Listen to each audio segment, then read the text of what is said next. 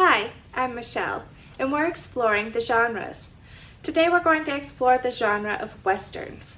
Westerns typically take place in the untamed frontier, an open landscape of mountain ranges, rugged lands, vast plains, or rural areas, and/or has to do with agriculture, such as cattle or farming. Exploring the genres, westerns.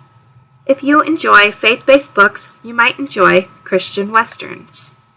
Christian westerns are any novel that expounds and illustrates a Christian worldview in its plot and/or characters, and which deals with Christian themes in a positive way. They take place in the American West and have to do with agriculture, such as cattle or farming. You might like A Shepherd's Voice by Robin Lee Hatcher or the Brookstone Bride series by Tracy Peterson. Perhaps the Old West is not your favorite time period. Maybe you like to read more about modern times. You might find that contemporary westerns are more interesting. A contemporary western is a subgenre that reflects the motives and themes of classic westerns, yet is set in contemporary or modern America. They're usually still set in the West. A couple of examples are Bull Mountain by Brian Panowich and The Plague of Doves by Louise Erdrich. Bank robbery, cattle rustling, or attempted murder. Let's get real. Most westerns fall into this next subgenre, because what is a western without a little crime? The western crime subgenre is largely classified by a story that is centered around the solving of a crime and is set in the West. Those could be either contemporary, such as Open Season by C.J. Box, or historical, such as Days Without End by Sebastian Barry.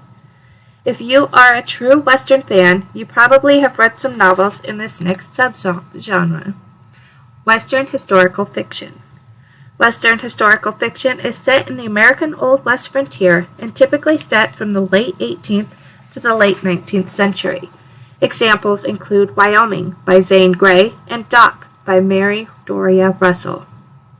If you can't resist a good romance involving a handsome cowboy, then you will love this next subgenre.